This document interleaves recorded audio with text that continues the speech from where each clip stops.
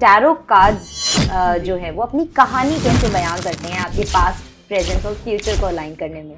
जी, tarot cards में अगर हम ये चीज देखेंगे तो पिक्चर्स बहुत मैटर करती हैं। वो सब चीजें जो भी वो स्टोरी बताना चाहते हैं आपके पास्ट, प्रेजेंट या फ्यूचर के लिए, वो पिक्चर्स के थ्रू बताते हैं। कोई एक ऐसा कार्ड जिसको लोग बहुत ज्यादा नेगेटिव या गलत समझते हैं? So the most misinterpreted card is the death card. So the death card reminds us that everything is ending. कि जब आते हैं लोग तो उनकी एनर्जी कभी कभी हमारे लिए भी बहुत ओवरवेलमिंग हो जाती है because of their past experience. Stop using these words कि मेरी किस्मत खराब है। अगर हम अपनी किस्मत को इतना ही कोसते हैं तो भगवान जी भी ये बोलते हैं कि यार मैंने तो अच्छी भी दी थी, आपने वो तो रियलाइज की नहीं और आप नेगेटिव ही बोल रहे हो, तो चलो ठीक है आप नेगेटिव ही सहो अब आगे।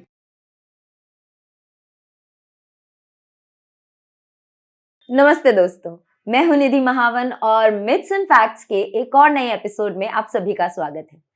टैरो के बारे में, वैदिक एस्ट्रोलॉजी के बारे में आप सभी ने सुना होगा, शायद किया भी होगा, लेकिन उसके असली मायने क्या होते हैं, किस तरह से वो आपके पास्ट, प्रेजेंट और फ्यूचर को अलाइन करके आपकी लाइफ को बेहतर बनाते हैं, इसके बारे में जानकारी देने के लिए आज हमारी स्पेशल गेस्ट हैं वर्णिका सिंघल अग्रवाल जी। कैसी हैं आप? मैं बहुत अच्छी हूँ निधि, आप कैसे हो? मैं भी बहुत अच्छी हूँ। स्वागत है आपका मिथ्स एंड फैक्ट्स में। और जैसा कि मेरे दर्शकों से मैं बता रही थी, वर्णिका जी हैं एक बहुत ही रनाउंड टैरो कार्ड रीडर, एक वैदिक एस्ट्रोलॉजर और उन्होंने हजारों लोगों को हेल्प किया है। तो इतने सारे लोगों को हेल्प करने के बाद वर्णिका जी, मेरा सवाल ये है कि टैरो कार्ड्स जो है वो अपनी कहानी कैसे बयां करते हैं आपके पास्ट, प्रेजेंट और फ्यूचर को अलाइन करने में? जी, टैरो कार्ड्स में अगर हम ये चीज देखेंगे तो पिक्चर्स बहुत मैटर करती हैं। वो सब चीजें जो भी वो स्टोरी बताना चाहते हैं आपके पास्ट, प्रेजेंट या फ्यूचर के लिए, वो पिक्चर्स के थ्रू बताते हैं। पिक्चर्स में जो कलर्स होते हैं, जो सिंबल्स होते हैं, जो कैरेक्टर्स होते हैं, वो एक डिफरेंट स्टोरी बताते हैं सबको ऑल टुगेदर। जी, सबके लिए वो स्टोरी रीड करने का तरीका अलग होता है, सबके लिए वो स्टोरी प्रिसीव करने का तरीका अलग होता है, but their method is through pictures, their method is to emotions and colours, कि वो हमें बताते हैं कि हमारा पास्ट, हमारा प्रेजेंट और हमारा फ्यूचर कैसा होने वाला है। ओह लवली, वेरी नाइस। अच्छा, और मुझे एक चीज और ये जाननी थी कि कार्ड्स हमने देखा, काफी कार्ड्स हमने जाने परखे, लेकिन कोई एक ऐसा कार्ड जिसको लोग बहुत ज्यादा नेगेटिव या गलत समझते हैं, वो कार्ड अगर आपसे मैं पूछूं तो कौन सा होगा? जी, कार्ड्स के साथ ये होता है कि जब भी कोई इमेज हमारे सामने आती है, हर उसको प्रिसीव करने का तरीका डिफरेंट हो जाता है। जी, so the most misinterpreted card is the death card. Okay. अगर आप ये कार्ड देखोगे तो आपको बहुत ज्यादा डार्क कलर्स, एक स्केलेटन, थोड़ी नीचे हारे हुए वॉरियर्स, ये सब देख के बहुत ही केओस दिमाग में आता है that everything is ending. But जब तक कोई भी चीज एंड नहीं होगी तो किसी और चीज की शुरुआत कैसे होगी? तो ये चीज हमें डेथ कार्ड एक न्यू बिगनिंग को रिप्रेजेंट कर रहा है। बट जब तक आप वो पीछे वाले सूरज को नहीं देखोगे तब तक आपको ये कैसे पता चलेगा that the chaos has already happened, the war has happened and now it's a new day, a new sun, a new beginning. Okay. So the death card reminds us that something has to end for something to begin. Okay. जबकि ये card देख के सब लोग बहुत डर जाते हैं, बट हमें इससे डरना नहीं है, हमें इससे होप लेनी है ना, the worst is behind us. अब जो होगा वो थोड़ा बेटर होगा, हमारे अच्छे के लिए होगा। ओके, अच्छा, और एक चीज मैं पूछना चाहती हूँ। मैंने जितना टैरो के बारे में जाना है, सुना है, पढ़ा है थोड़ा बहुत, तो ऐसा एक तो स्ट्रेट कार्ड्स होते हैं, then there are reversed cards. जी, तो उन दोनों में क्या डिफरेंस होता है, रिवर्स्ड और स्ट्रेट कार्ड्स में? जी, एक अपराइट और एक डाउनराइट डायरेक्शन होती है कार्ड्स की। ये अपराइट डायरेक्शन हो गई और ये डाउनराइट डायरेक्शन हो गई। हर कार्ड का मतलब चेंज हो जाता है विद द डायरेक्शन। अब अगर जैसे एक नेटिव है, अगर आप मेरे सामने बैठे हो, आप कार्ड पुल करोगे तो मेरे कार्ड बहुत रैंडम डायरेक्शंस में होते हैं, that is up to you, आप कैसे वो कार्ड पुल कर रहे हो। कुछ लोग इसको ऐसे देख के सीधा उल्टा कर देते हैं, कुछ ऐसे देख के और सीधा कर देते हैं, और कुछ लोग जैसे उठाते हैं वैसे ही रख देते हैं। So they are already creating their own destiny the ways they are picking the card. और जो कार्ड का मतलब होता है वो डायरेक्शन वाइज भी चेंज हो जाता है। अच्छा। अब अगर जैसे 3 कार्ड्स डील है और मैंने 2 कार्ड्स आपने सीधे उठाए और एक कार्ड डाउन राइट डायरेक्शन में है, तो उन तीनों का जो कॉम्युलेटिव मीनिंग है वो भी चेंज हो जाता है। कि वो डाउन राइट डायरेक्शन अपराइट को कितना सपोर्ट कर रही है। तो वो डायरेक्शंस भी बहुत मैटर करती है, and apparently everyone chooses their own direction to pull the cards. Okay, तो इंसान अपनी डेस्टिनी खुद ही क्रिएट कर रहा होता है, बट उसको वो चीज पता नहीं होती उस मोमेंट पे। अच्छा, तो ये भी बहुत अच्छी बात है। अच्छा, कार्ड्स जैसे बहुत सारे अलग अलग कार्ड्स होते हैं, आपने कहा डेथ कार्ड को बहुत लोग गलत मिस इंटरप्रेट कर लेते हैं। अगर किसी ने कार्ड पुल किया और वो डाउन राइट या जैसे रिवर्स्ड डेथ कार्ड आया, तो उसकी क्या इंटरप्रिटेशन होती है? जी, रिवर्स डेथ कार्ड उसको थोड़ा सा और प्रोलॉन्ग करता है बैड टाइम को। अच्छा, कि वो इमीडिएट एंड नहीं होने वाला, अभी वो थोड़ा सा और आपकी लाइफ में आपको ट्रबल देगा, फिर वो एंड होगा। अच्छा, मैं ये नहीं कह रही कि वो एंड नहीं होगा, eventually it has to end for a new beginning to start, but a downright death card represents that the bad period may prolong for a more time. Okay, वो थोड़ा सा और आगे बढ़ सकता है, उसके बाद वो चीजें रिजॉल्व होनी शुरू होंगी। ओके, अगर मतलब मैं बहुत सारे सवाल आपसे पूछ रही हूँ, पर यही मेरा काम है। तो अगर जैसे डेथ कार्ड आया किसी का एक प्रीस्टेस का कार्ड होता है, वो कार्ड आया, और किसी का एक 5 पेंटिकल्स वो कार्ड होता है, वो कार्ड, अगर ये 3 कार्ड्स किसी के एक साथ आते हैं, तो इसका क्या प्रोटेक्शन आप मतलब होता है?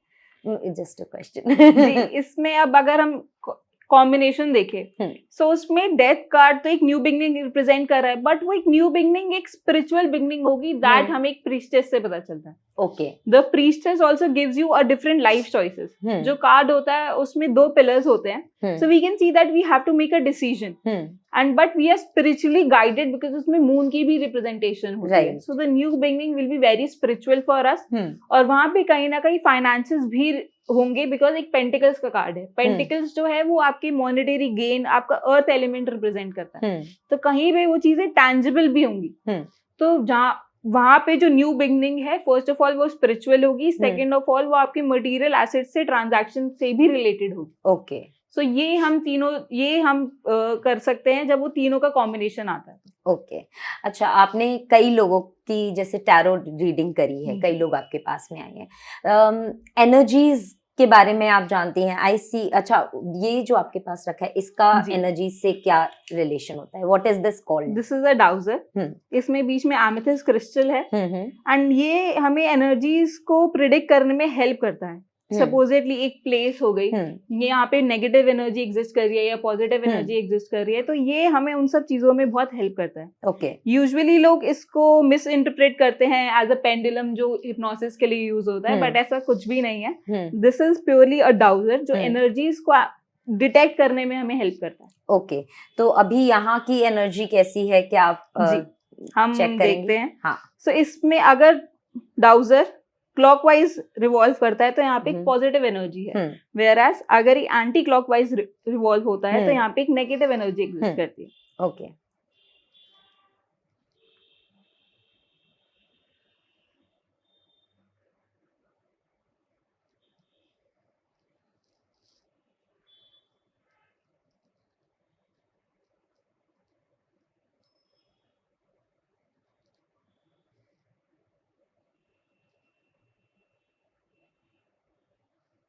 जैसे हम देख सकते हैं ये क्लॉकवाइज रिवॉल्व कर रहा है, तो यहाँ पे हम पॉजिटिव एनर्जी है, क्योंकि हम ऑलरेडी बहुत ज्यादा एस्ट्रोलॉजी और इन सब सब्जेक्ट्स के बारे में बात कर रहे हैं, तो दिस स्पेस में एक पॉजिटिव एनर्जी एग्जिस्ट करती है। ओके, तो ये प्लेस में यहाँ पे एक पॉजिटिव एनर्जी है।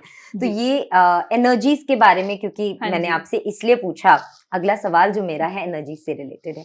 अब आपके पास इतने सारे लोग आते हैं, हर पर्सन की अपनी अलग एनर्जी होती है। कभी आपके साथ ऐसा कोई वाकया हुआ है कि आप के पास में कोई आया, आपने उनकी टैरो रीडिंग की, पर उनकी एनर्जी तो अच्छी है, पर उनके साथ में कोई नेगेटिव एनर्जी आई है? आपने एक्सपीरियंस किया है कभी ऐसा? जी, आई वुड से कि हर पर्सन की एनर्जी बहुत डिफरेंट होती है। कभी कभी पर्सन टू पर्सन डिपेंड करता है कि एज अ रीडर मेरे लिए वो एनर्जी ओवरवेलमिंग हो सकती है। यस, बिकॉज उनके पास्ट एक्सपीरियंसेस ऐसे रहे हैं या कुछ बहुत नेगेटिव एनर्जी से ही और she has been dealing with, जिसकी वजह से उनकी एनर्जी मेरे लिए ओवरवेलमिंग हो सकती है। तो इसलिए as a reader we always keep crystals like black obsidian और टर्मलिन विद आवरसेल्फ, सो हम उस नेगेटिव एनर्जी को रिपेल कर पाए और खुद को प्रोटेक्ट कर पाए, बिकॉज वो चीज भी एज अ रीडर हमारे लिए बहुत जरूरी है। ऑन अ डेली बेसिस हम लोग बहुत ज्यादा एनर्जीज के साथ डील कर रहे हैं. So first and foremost step is to protect our energy, ताकि अब खुद को प्रोटेक्ट करके तभी ही किसी और की हेल्प कर पाएंगे. तो इसलिए हम क्रिस्टल्स अपने आसपास रखते हैं. बट यस, ऐसा होता है कि जब आते हैं लोग तो उनकी एनर्जी कभी कभी हमारे लिए भी बहुत ओवरवेलमिंग हो जाती है because of their past experience. Okay, तो आपके लिए बड़ी ओवरवेलमिंग हो जाती है. अच्छा, टैरो जब हम करते हैं, टैरो के कितने अलग अलग तरीके होते हैं. जब आप टैरो किसी की रीडिंग आपने की, आपने रीडिंग कर दी, नाउ टू हेल्प देम आप उन्हें क्या क्या सजेस्ट करती हैं? जैसे आपने क्रिस्टल्स की बात करी, कुछ उपाय आप बताती हैं. हाउ डू यू मतलब उसको कैलकुलेट आप कैसे करते हैं? जब हम रेमेडीज की बात करते हैं तो टैरो में हम एलिमेंटल रेमेडीज की बात करते हैं, बिकॉज यहाँ पे जो 4 एलिमेंट्स होते हैं, फायर, वाटर, एयर, अर्थ, वो बहुत इजीली विजिबल हो जाते हैं. तो अब आप समझो कि अगर 3 कार्ड्स हैं और किसी के तीनों कार्ड्स कप एलिमेंट के, कप सूट के खुले हैं, तो मैं ये मान सकती हूँ कि उसकी लाइफ में भी इमोशनल इक्विवेलेंट बहुत ज्यादा है. उसका EQ बहुत इनस्टेबल है अभी इस टाइम पे, और वाटर एलिमेंट बहुत इंपॉर्टेंट रोल प्ले कर रहा है इस टाइम पे उसकी लाइफ में. अगर वो अपराइट है या पॉजिटिव है तो चलो वो स्टेबल है. अगर वो डाउन राइट है या कुछ ना कुछ नेगेटिव इंडिकेशन आ रही है तो वो अनस्टेबल है. तो मैं जो भी रेमेडीज रिकमेंड करूंगी वो वाटर एलिमेंट से रिकमेंड करूंगी. ओके, कि मतलब बेसिक रेमेडी भी हो सकती है कि उनकी बॉडी में भी डिहाइड्रेशन ज्यादा है, जिसकी वजह से उनकी हेल्थ कीप अप नहीं कर पा रही है. हेल्थ कीप अप नहीं कर पा रही है तो मेंटल स्ट्रेस भी हो रहा है, और बेसिक वाटर इंटेक बढ़ाने से वो सब चीजें रिजॉल्व आउट हो जाएंगी. अरे वाह. बट ये बहुत छोटे लाइफस्टाइल चेंजेस है जो हम सोच भी नहीं पाते.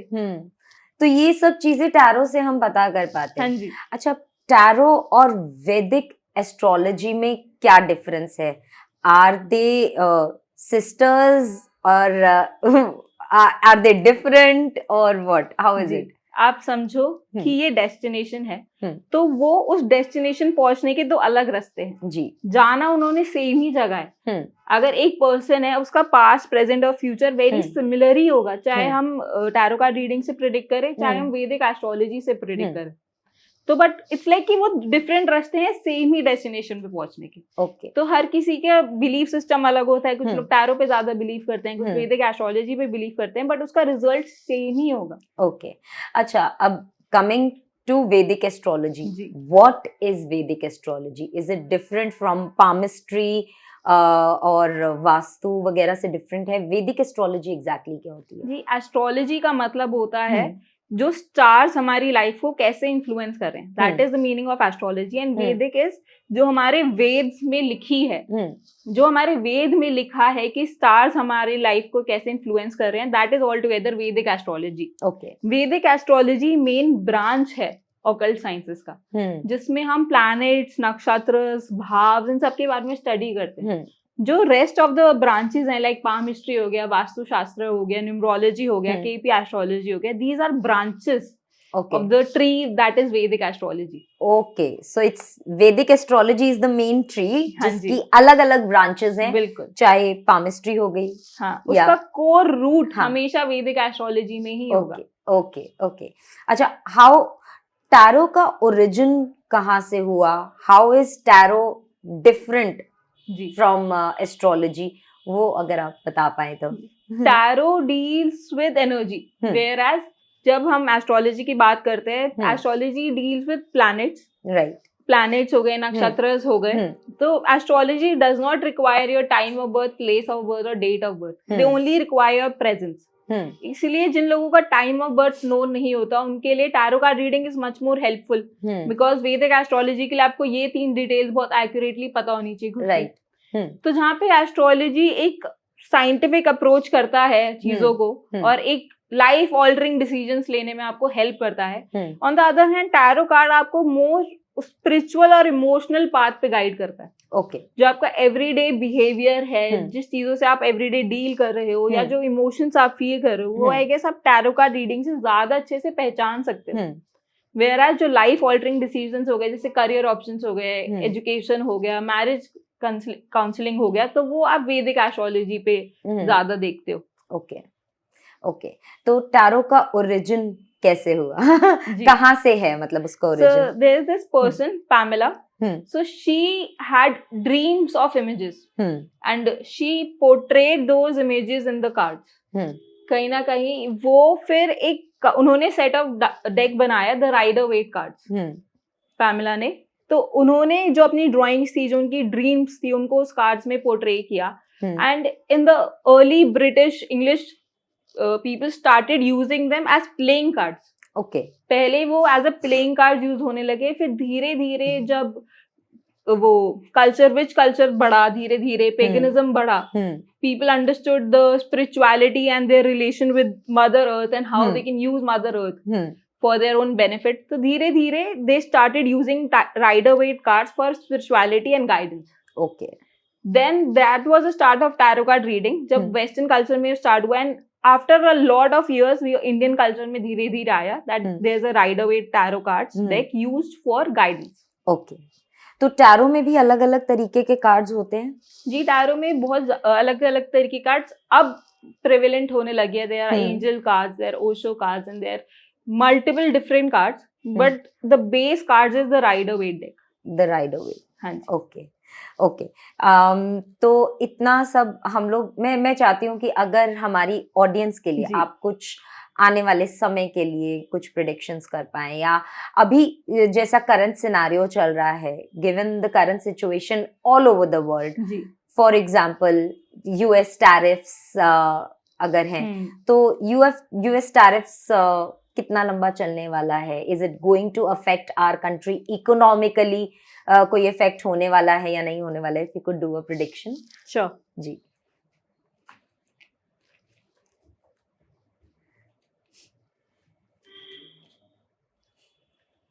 You'll pick the cards?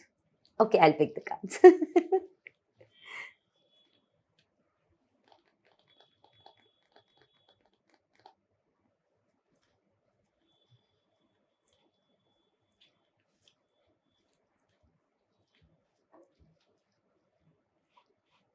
Pick 2 cards. 2 cards?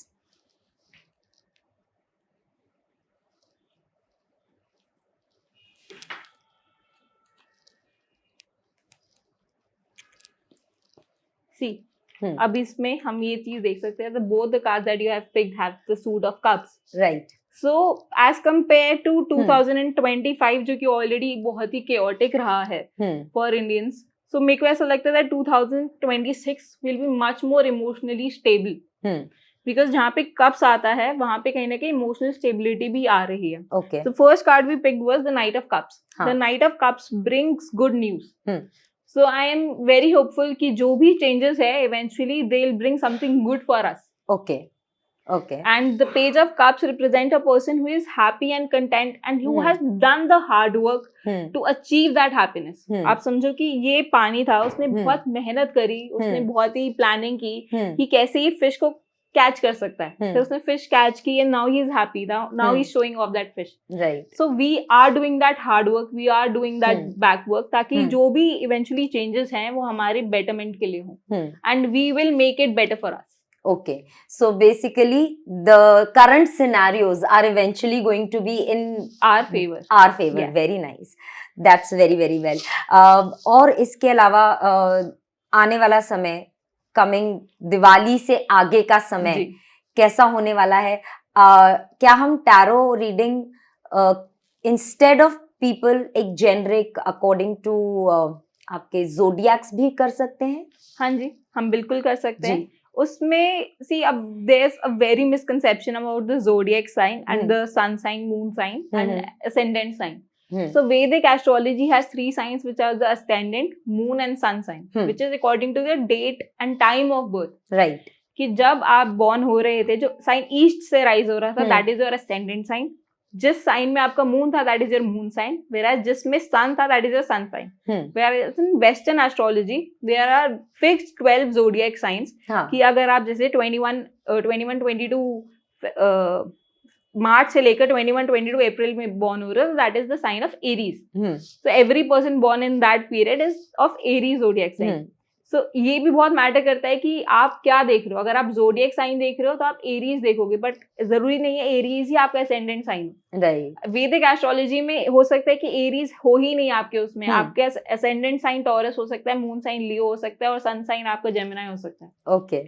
So a person is a accumulation of 4 signs, but we don't know that. हम जब भी अपने हॉरोस्कोप देख रहे हैं, हम एक ही साइन के बेसिस पे अपनी पूरी प्रेडिक्शंस निकाल रहे हैं कि अच्छा मेरा ऐसा दिन जाने वाला है, विच इज रॉन्ग। हमारा जोडिएक साइन अलग होता है और हमारी वैदिक एस्ट्रोलॉजी में साइंस है which is different for us. Okay, तो अगर हमारी व्यूअर्स के लिए, हमारी ऑडियंस के लिए हमें यहाँ पे रीडिंग देनी हो, एक generic reading Diwali onwards for the next year, तो सबको रीडिंग आप कैसे बताएंगी? जी, तो हम न्यूमरोलॉजी के लिए ये चीज मैच कर सकते हैं because 2025 the year of Mars, उसका सम 9 रहा है, so that is why the 9 is the number of Mars. So we say that 2025 is the year of Mars. And we have seen that Mars energy being chaotic.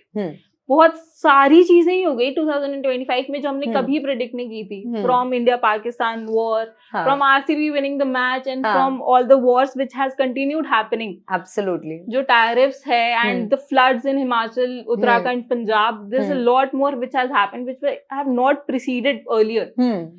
So yes, 2025 has been the year of chaos. But 2026, the combination is number 10. Eventually, it will land up to number 1. The 1 is number of sun.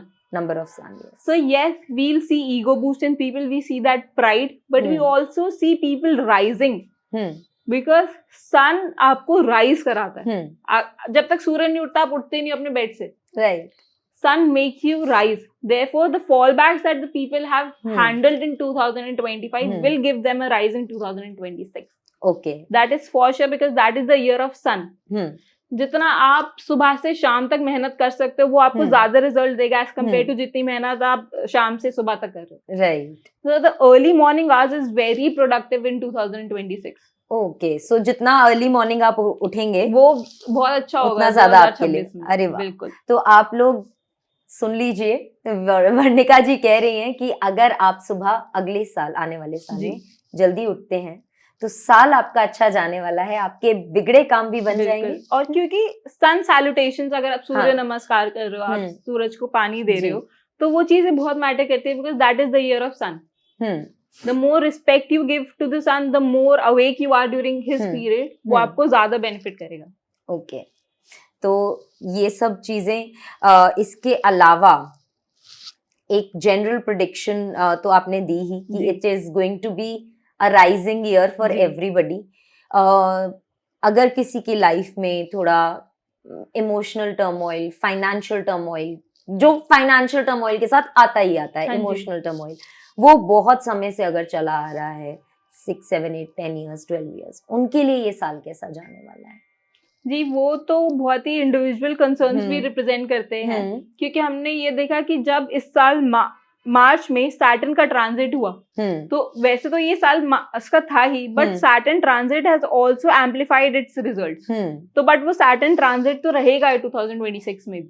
Okay, that is eventually going to change in 2027। Okay. 2026 में जो Saturn transit ने issues दिए हैं लोगों को, financial issues दिए हैं, या जो घर में एल्डरली लोग थे उनको हेल्थ इश्यूज दिए हैं, वो तो हल्के प्रोलॉन्ग हो ही सकते हैं। बट जितना इवेंचुअली आई वुड से कि आप गुड कर्मा करते हो, तो अब इसमें गुड कर्मा हमारा थोड़ा डायरेक्ट हो गया सन एंड सैटर्न के टुवर्ड्स।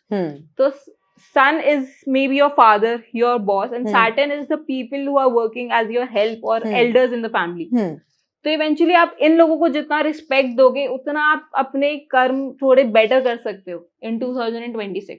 ओके, तो हम इसमें, और फादर सन रिलेशनशिप बहुत इंपॉर्टेंट हो जाएगा क्योंकि ईयर ऑफ सन है, एंड जो ऑन गोइंग सैटर्न का ट्रांजिट है वो उस चीज को इतना सपोर्ट नहीं करेगा। तो आपका सन और फादर का जो रिलेशनशिप है उसमें आपको ज्यादा मेहनत करनी है। ओके, उसमें मेहनत ज्यादा करनी है। आपके फादर आपके लिए सन रिप्रेजेंट करते हैं, तो आपको उनको बहुत रिस्पेक्ट देनी है इस साल में, उनकी गाइडेंस लेनी है अगर आपको फाइनेंशियल ट्रबल है तो। ओके, क्योंकि वो एक सही पर्सन है इस साल जो आपको हेल्प कर सकता है। ओके, अच्छा, आप जैसा कि मैंने अभी बैठे बैठे ये चीज को महसूस भी किया और जाना भी कि आप न्यूमरोलॉजी भी करती हैं, तो since you do numerology also, तो what would be the right kind of mobile number, मतलब अगर कुछ ऐसा मोबाइल नंबर का कॉम्बिनेशन जो लोगों को अगर उनके पास रहे तो उनके काम आसान हो जाए, उनके काम बनने अच्छे हो जाएं?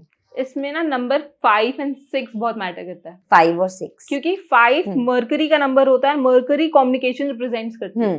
तो जितना 5 या उसका कॉम्बिनेशन 5 होगा तो उतनी कम्युनिकेशन मोबाइल फोन के ड्यूरिंग आसान हो जाएगी आपके लिए. Okay. And number 6 is Venus. Venus always bring some love and luxury in life.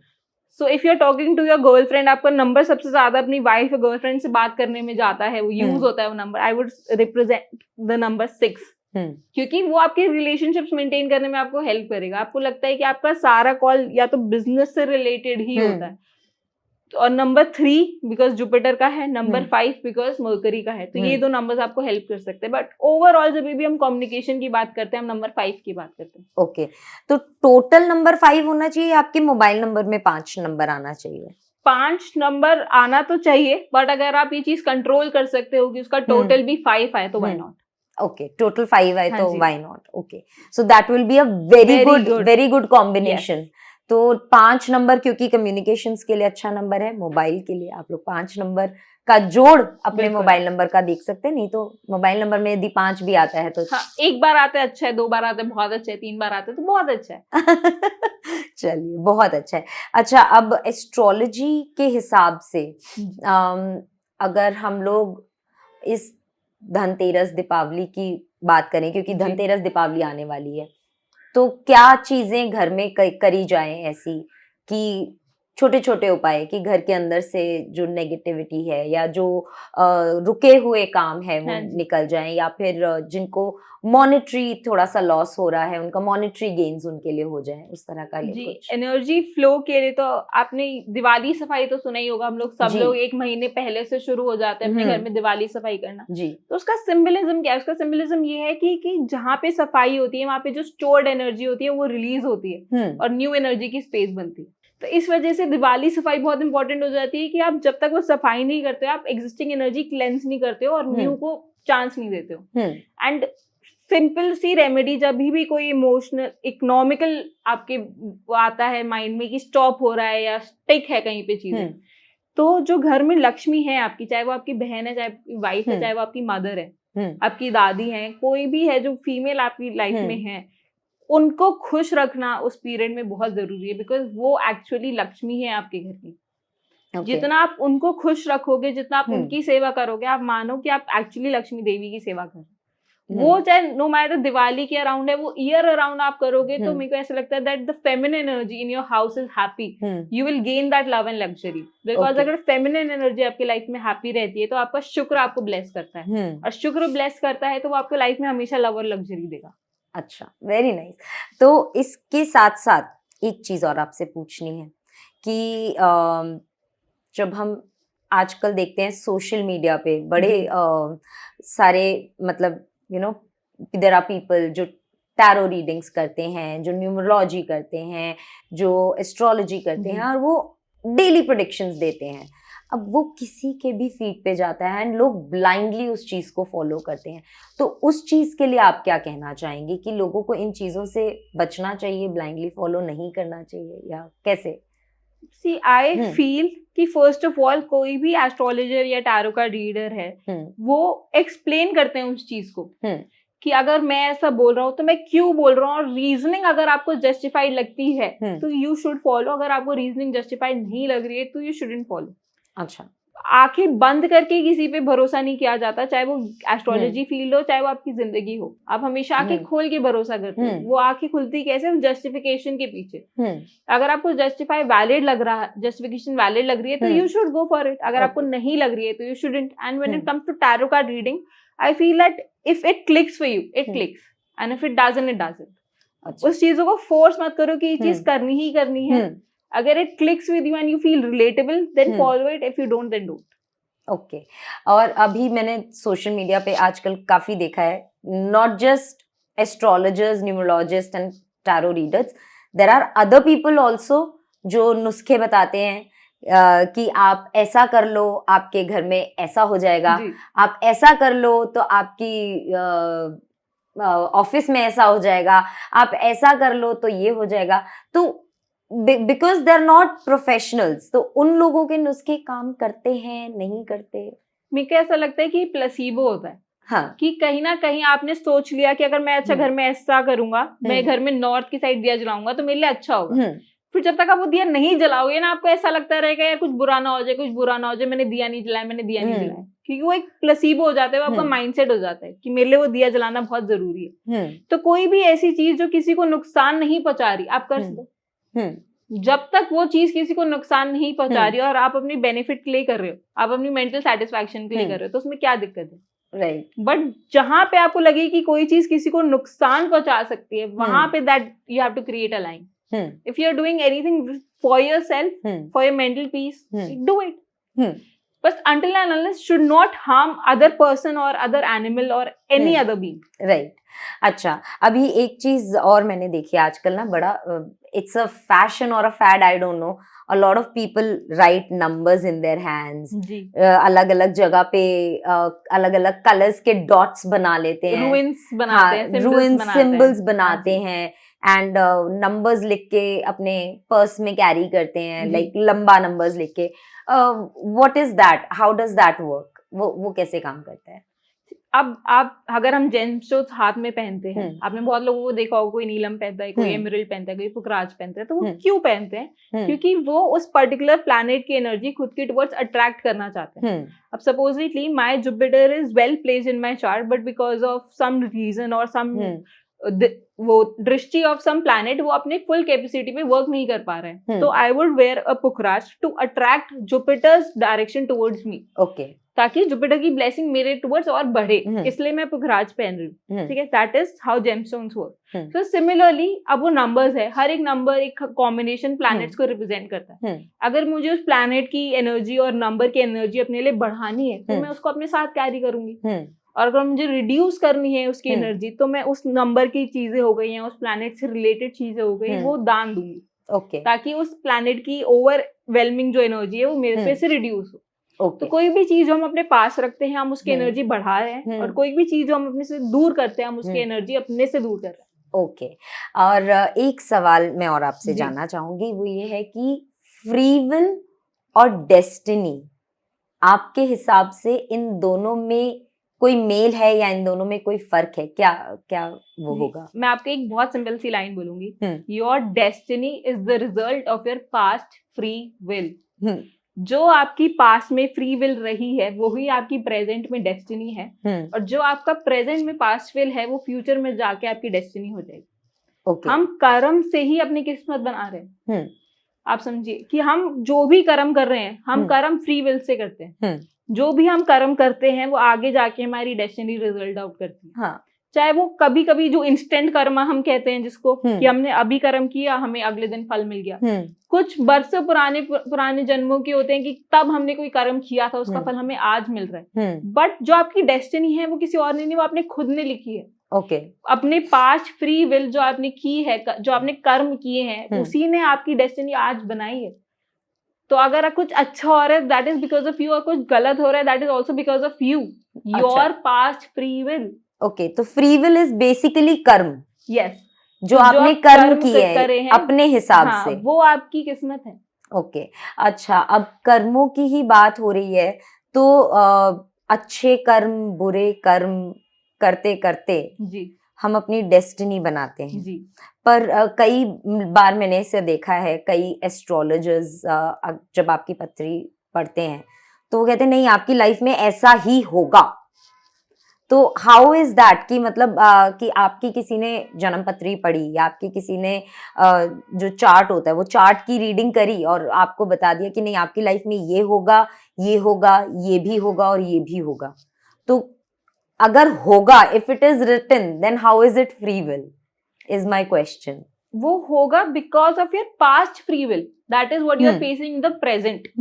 Something that you have done in the past has resulted something which is happening in the present. तो आप अभी अच्छा करोगे, तो ऐसा नहीं है कि कल ही आपके साथ बहुत अच्छा भी हो जाएगा. राइट. वो हो सकता है कि डाउन द लाइन 20 years बाद हो. सो इस वजह से जो चीजें आप पुरानी कर चुके हो, उसका तो आपको फल कहीं ना कहीं भोगना ही पड़ेगा. So that is why that this is something which is about to happen.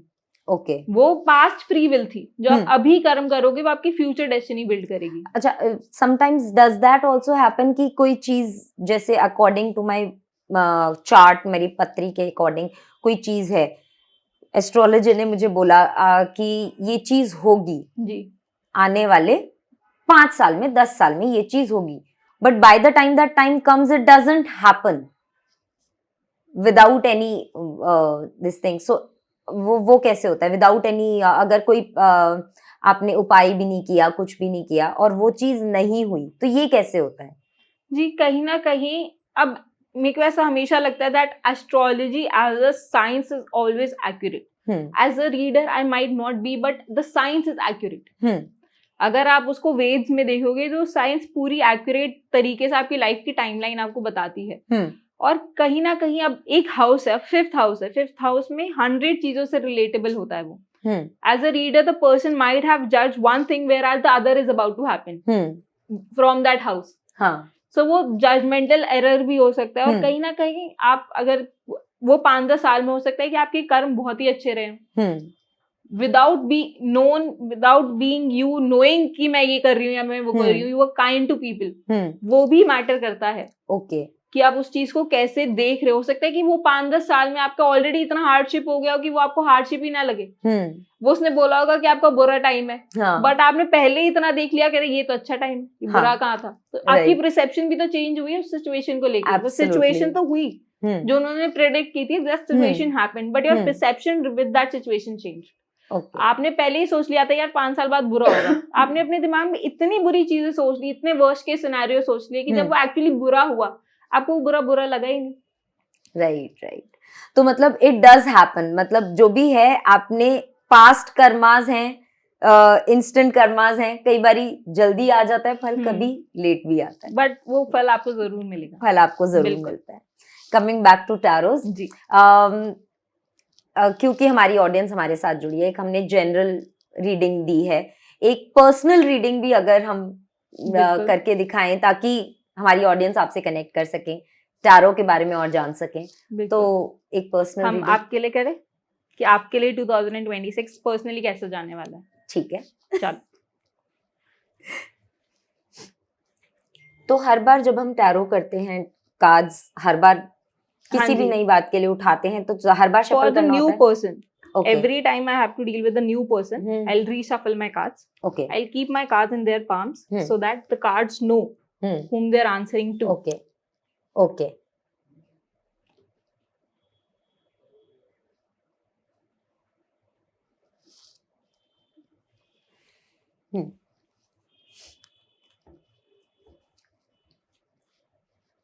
So we want to ask कि आपका 2026 कैसा जाने वाला है.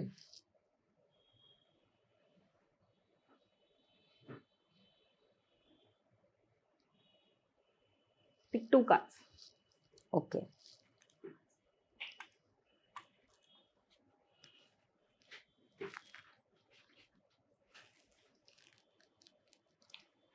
See, the 9 of Cups. What we see is this person is very happy and contently sitting in front of all the achievements that he has done. So for you वो बहुत ही accomplishing year होने वाला है कि जो भी आपकी past hard works है वो आपको actually result देंगे 2026 में. जो रिजल्ट का टाइम होता है ना, तो फाइनली जो इतनी मेहनत की होती है कि अब उसका फल मिलेगा, वो आपको 2026 में मिलेगा. Because this person is very happy, content and showing off the achievement that he has achieved. So वो टाइम आपके लिए ऐसा होगा कि आप एक्चुअली दिखा पाओ लोगों को कि मेरे इतने साल की मेहनत इस चीज में रिजल्ट आउट की है. सो that will be a very overwhelming and complete year for you, because आपके जो भी हार्डवर्क्स थे अभी तक वो एक कंप्लीशन में आएंगे और आपको उसका रिजल्ट देखने को मिलेगा. Okay. But one thing that I want you to keep in mind is with the people that you have around you, because this card was open in this manner. So ये एक first and लौता card है tarot में जहाँ पे कोई भी figure visible नहीं होती. So we and in a right direction, I say these are arrows of jealousy. Okay. So with that accomplishment that you are getting that year, you are also getting a lot of jealousy from people around you. So that is something that you have to be careful for, and you have to be careful for the people that you trust. But जैसे हमने बोला rising year, तो ये हमें दिख ही गया आपके लिए that yes it has to is going to be a rising year for you, because वो जो भी अकम्प्लिशमेंट्स थी वो कंप्लीशन में आने वाली. देखिए, इतने सारे सवाल मैंने आपसे किए, आपने हर सवाल का जवाब बहुत ही अच्छे से दिया.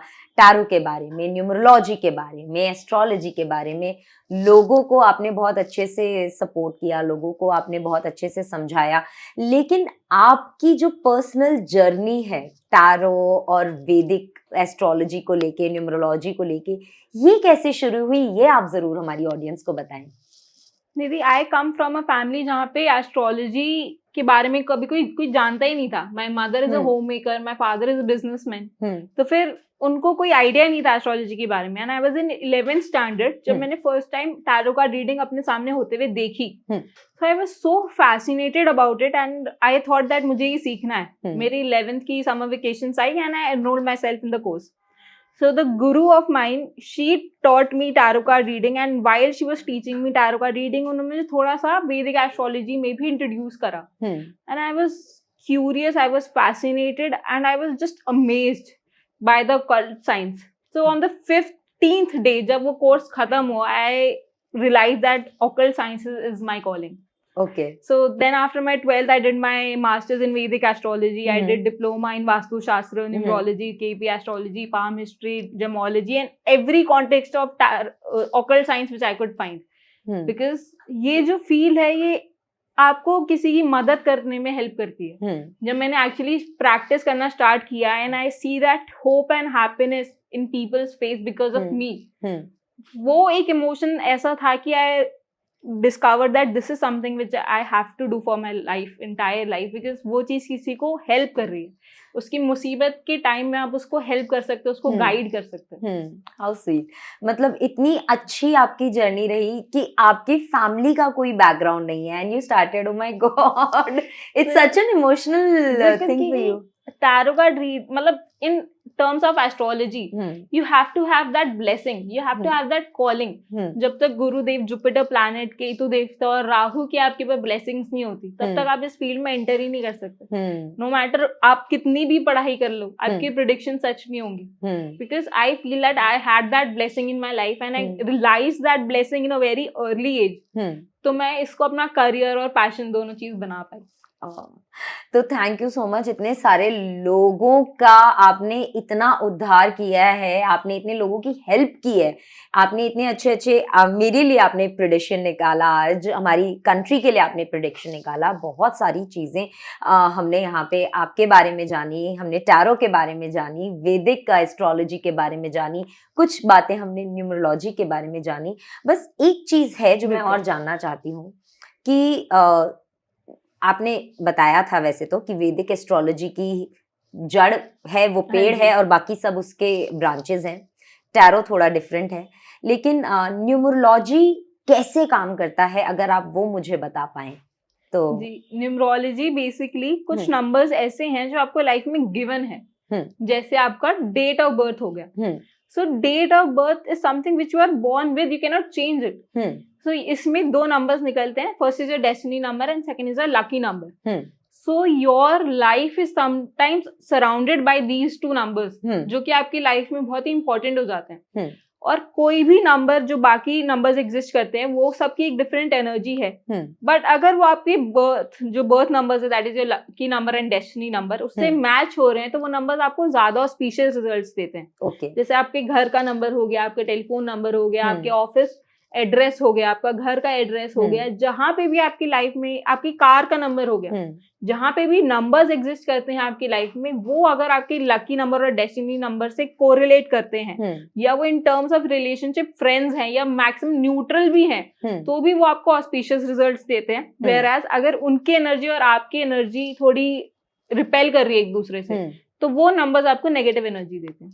कुछ कभी केसेस में ऐसा होता है कि जो गाड़ी का नंबर है वो आपसे मैच नहीं हो रहा, उस गाड़ी के एक्सीडेंट्स बहुत ज्यादा होते हैं, वो कभी खराब हो जाती है, वो चलते चलते उसका टायर पंचर हो जाता है. और जिस गाड़ी का नंबर आपके नंबर से कोरिलेट करेगा या मैच करेगा, वो बहुत स्मूथली चल रही है, वो कम पेट्रोल में भी ज्यादा चल जाती है, ज्यादा अच्छी माइलेज दे देगी आपको. अच्छा, अब डेस्टिनी नंबर और लकी नंबर को कैलकुलेट कैसे करें हमारी ऑडियंस, ये एक बड़ा सवाल रहता है. कई लोग जैसे बोलते हैं कि आपकी जो आप इस दिन, जैसे आप 1 तारीख को, 2 तारीख को, 3 तारीख को, 4 तारीख को जो आप पैदा हुए हो, उसके हिसाब से आपके नंबर्स होते हैं. तो डेस्टिनी नंबर्स कैसे कैलकुलेट होते हैं और लकी नंबर कैसे कैलकुलेट होता है? जी, जो लकी नंबर या लाइफ पाथ नंबर होता है, that is your date of birth. जैसे अगर आपका डेट ऑफ बर्थ 28 है तो उसका 2 + 8 10 is equal to 1. So 1 is your life path number or lucky number. Whereas destiny is if you are born on 28th Feb 2000.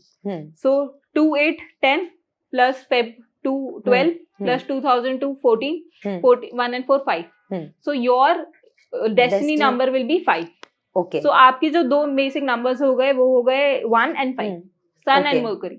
Okay. तो बाकी जो numbers होंगे वो इन दोनों नंबर्स की फ्रेंडशिप में होने चाहिए या न्यूट्रल होने चाहिए. ओके. तो आपके आसपास के जितने लोग हैं या जिस तरह से आप काम कर रहे हैं या जो आपका फोन नंबर है, गाड़ी का नंबर है, घर का नंबर है, वो इन नंबर्स के न्यूट्रल होना चाहिए. या पॉजिटिव फ्रेंड होना चाहिए या न्यूट्रल होना चाहिए. अब आप मानोगे जैसे अगर 28 बॉर्न है तो उसका नंबर 1 हो गया. वेयरएज अगर उसी घर में कोई ऐसा पर्सन है जिसका लाइफ पाथ नंबर 2 है तो आप देखोगे कि उनके बहुत ही अपोजिंग व्यूज हैं, क्योंकि एक सन एक मून है, एक फायर एक वाटर है. तो वहां पे उन दोनों की आपस में एक दूसरे की जरूरत भी बहुत होगी, डिपेंडेंसी भी बहुत होगी. बट जब तक एक रूम में रहेंगे तब तक किसी भी बात पे को मतलब एग्री नहीं कर पाएंगे. कोई एक चीज बोलेगा, कोई दूसरी बोलेगी. तो इसमें हमारे फैमिली रिलेशंस भी हमें समझने में ना बहुत आसान हो जाते हैं. ओके. अब जैसे मेरा ही एग्जांपल ले लेते हैं. I am a 26 number. अच्छा. I was born on 26th of April. जी. My husband is 26 number. जी. He was born on 26th of August. अच्छा. We got married on 26th अच्छा. of February. So how does this number affect us? या आपके लिए आप मानो ना 2 and 6 सेपरेटली भी बहुत इंपॉर्टेंट हो गया, प्लस 2 and 6 का कॉम्बिनेशन विच इज नंबर 8 वो भी बहुत कॉम्प्लीमेंटिंग हो गया आप दोनों के लिए. एंड यहाँ पे 8 नंबर सैटर्न को रिप्रेजेंट करता है. तो 26 की मैरिज बहुत ऑस्पिशियस है क्योंकि वो बहुत लंबी चलेगी, बिकॉज सैटर्न हमेशा एक स्लो प्रोग्रेस बट एक लंबी और एक स्टेबल चीज को रिप्रेजेंट कर रहा है. ओके. तो वहां पे एक स्टेबिलिटी आ गई उस मैरिज में. Whereas आप दोनों ही बहुत डिसिप्लिन पर्सन हो तो वो डिसिप्लिन मैच हो गया. तो वहां पे आपके लिए 2 and 6 and plus 8 का कॉम्बिनेशन तीनों ही नंबर्स आई वुड से कि ऑस्पिशियस है. अरे वाह, लवली. और जैसे इन नंबर्स में अगर if I have to move around और बी अराउंड पीपल या फोन नंबर्स या house numbers, car numbers, what would be the right kind of numbers for me to habitat आगे की तरफ? So when it comes to 2, 5 and 8 हमने बात की moon, mercury and Saturn की. Moon, mercury and Saturn. तो इसमें you have to avoid number 1 which is sun, because sun Mercury को यूजुअली कॉम्बस्ट कर देता है या रेट्रोगेशन हो जाता है. और मून भी सन को वो कर, जब सन और मून एक हाउस में होते तो न्यू मून डे होता है, बिकॉज सन ओवर पावर कर देता है मून को. एंड माइथोलॉजिकल भी हम देखें तो सन एंड सैटर्न की रिलेशनशिप इतनी पीसफुल नहीं रही. So I would recommend you to avoid number 1 first.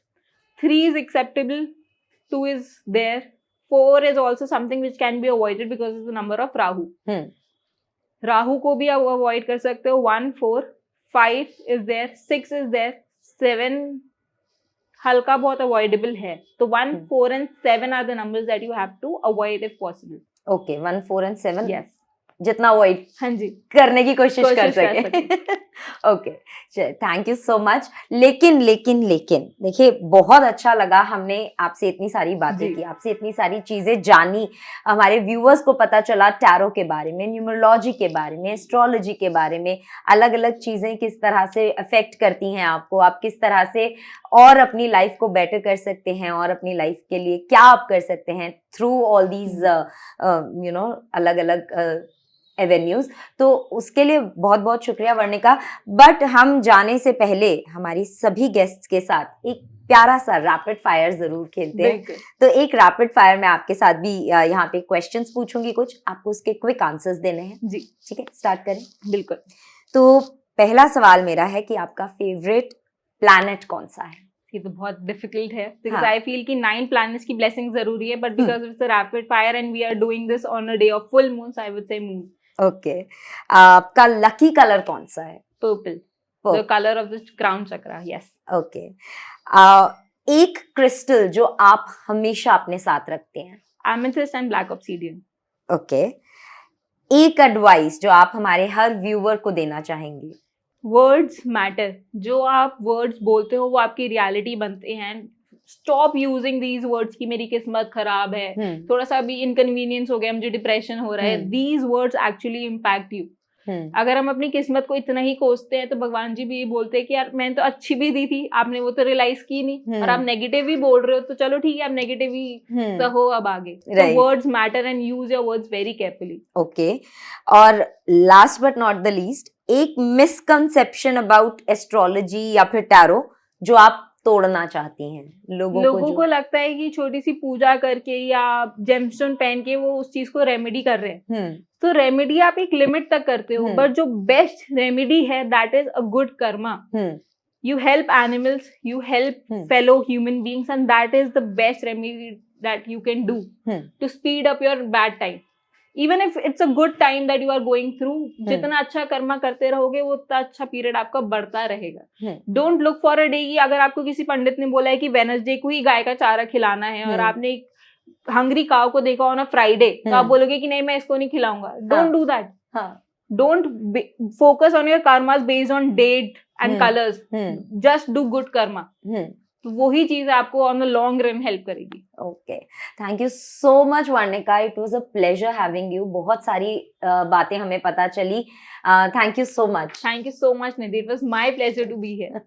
तो दोस्तों, अगर आपको आज का पॉडकास्ट पसंद आया तो लाइक, शेयर, सब्सक्राइब करना ना भूलें, और इस तरह के नए एपिसोड्स देखने के लिए देखते रहिए मिथ्स एंड फैक्ट्स।